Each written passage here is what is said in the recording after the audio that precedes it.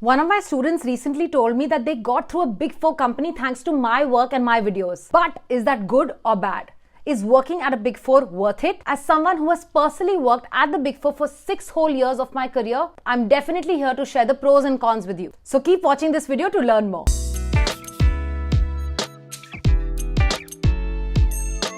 Hi my friends, my name is Mehar Sindhu Batra. I'm your career coach and mentor helping you accelerate your career. Today's video is going to be all about the Big Four companies, what they are, why do people want to work there, what are the pros and cons of working there, and what are the career options if not at a Big Four. So without wasting any more time, let's jump right into it. First and foremost, what exactly is a Big Four company? The Big Four is a term that is used to refer to the 4 largest professional services firms in the world. You may have heard about them. They are Deloitte, EY or Ernst & Young, PwC and KPMG. These 4 firms individually provide a lot of services such as taxation, accounting, auditing, consulting, or what they call it financial advisory services. They are considered to be the most prestigious and sought after firms in the accounting and advisories industry because they have strong relationships with large corporations, governments around the world. They do big projects for all these big companies. So why do people want to work there? And I have shared my personal story with you that I had a big dream of working with KPMG that you can check out through the video above. So because the Big Four are so well known, everybody wants to be a part of these organizations. Everybody who has that aspiration of being a professional in the corporate world aspires and is motivated to be a part of one of the Big Four one day, whether you're from a big town or a small town, because these are firms with high quality projects. They are the trusted advisor for organizations around the world. They have earned their reputation through the years of service they provided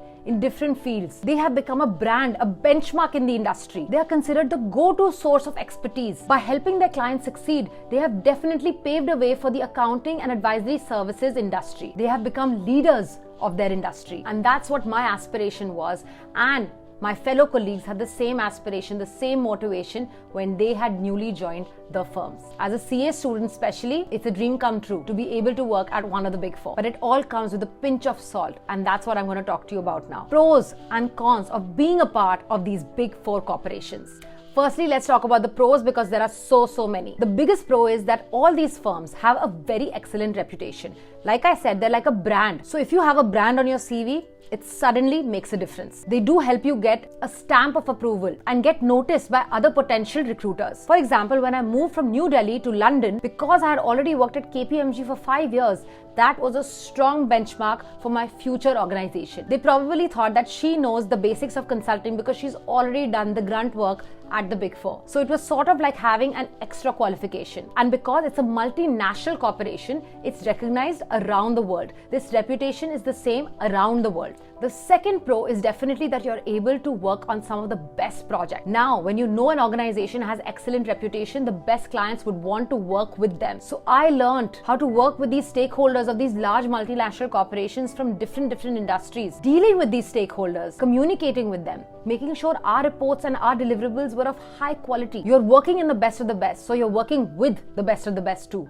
And that's the third pro. You're able to build a strong network. These organizations are so large, 10,000 employees in each country, that you're not only able to build a connection with the colleagues that you're working with, because your teams also keep changing, but also with your clients of these large corporations. Now, clients could be people from different levels of the organizations, and no matter where you go in your career, you will always have those clients that you worked with, those stakeholders, those external stakeholders. So it is definitely a highly influential network of professionals within the firm and outside the firm. As an alumni, you will always have access. If you do decide to leave the Big Four in the future, you still would have access to this large pool of people even as an alumni. The next pro is definitely that there are a lot of opportunities for growth and there is immense learning.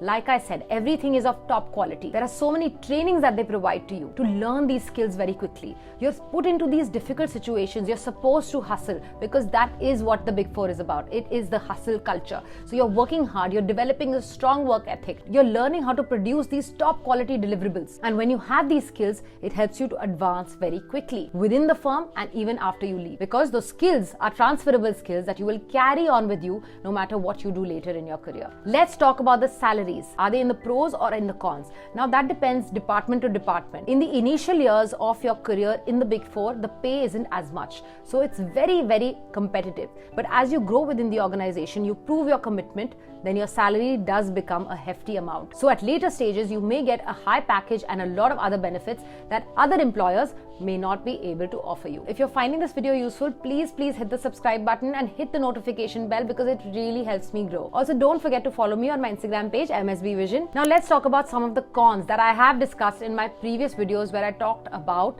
why I quit the Big Four, that you can check out right here. But yes, the first and foremost is high workload. The Big Four have high standards that they've set for themselves and for their clients, and they want to reach those high standards with every deliverable, with every project. Now because of that, it is intense. They want you to perform well. The workload is high because deadlines are tight. There is a lot of pressure always to meet these deadlines, and that's why you may be working long hours or even on weekends, depending upon which country you're working in. And that's the second con. There is a high stress environment. It always feels like the end of the world. It's so competitive. These firms are also competing with each other to win these clients. So there's a lot of stress that you will be dealing with if you are a part of the Big Four, because if you're working with the best, you will need to be the best. And that's why the culture in some of these organizations sometimes can become very toxic. I remember it was a struggle even applying for a leave, a holiday to take well in advance at these firms. But yes, that depends which country you belong to. So when I was working in India, things were a little bit more toxic, but things here in the UK are a little bit better